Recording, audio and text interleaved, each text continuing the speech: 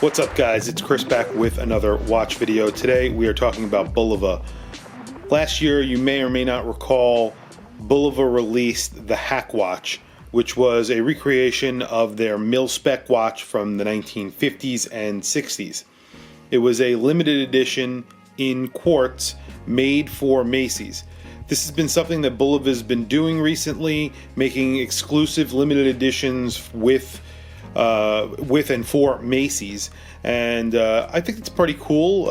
If you go into Macy's once in a while, you'll see that Bulova will have an exclusive model there, like an American Clipper or the Hack Watch, and that's actually the only place that you can buy them. Now Bulova has made this watch with a mechanical version. According to Bulova, the collection is an assortment of timepieces inspired by vintage historical watches that have been modernized for a contemporary lifestyle. Two of these watches are based on the original mil-spec Mil W3818A and will have an automatic Miyota caliber 82S0, a three-hand movement with 42-hour power reserve. I've handled a lot of watches with this same caliber. The Miyota 8000s are a little bit noisy and not very pretty, but I guess it goes along with the watch. These are military watches, and I believe they will have closed case backs, so you will not see the movement, and it does make it a little bit quieter. The new Hack Watch will have an inner 24-hour track, lume cathedral hands and indices, dome mineral crystals, 30 meters of water resistance, and it's upsized from the originals to 38 millimeters. I think the original models were a little bit smaller. Models are available in two versions. First, an ivory dial with a brushed stainless steel case with a black leather NATO strap, or a black dial with a PVD or DLC stainless steel case with a green leather NATO strap. This is the one that I think is a little bit more appealing. I like that one the best. Pricing is set at $350 for stainless steel and $450 for the PVD model, and both are available now directly through Bulova's website. The third watch out of the collection I think is actually the coolest, is the A-15 pilot watch, which is inspired by the 1944 military issue A-15.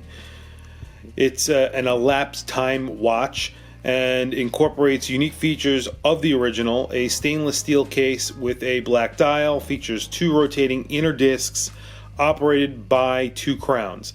The 2 o'clock crown rotates the elapsed time ring, while the 4 o'clock crown indicates the second time zone.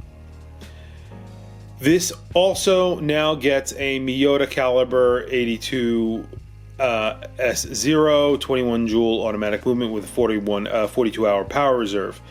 Previous versions actually had a Sellita SW200, so if you look on, and I've actually looked into this watch before, if you look on eBay, there are versions of this watch going for around $450 to $550, and they actually have an SW200, and they are Swiss made.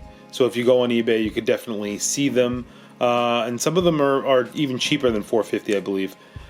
Very nice looking vintage watch, and it comes on a very nice brown leather strap to complete the look. And now I believe it's up to 42 millimeters. I believe the Sellita version was a little bit smaller. I'm pretty sure it was around 40 millimeters. And these come in around 14 millimeters thick. This gets a sapphire crystal with anti-reflective coating, and water resistance is 30 meters.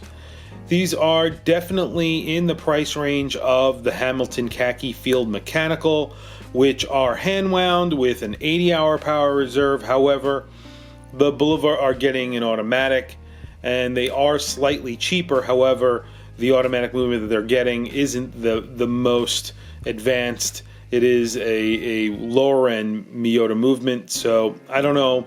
I would say this is all up to preference if you really want an automatic.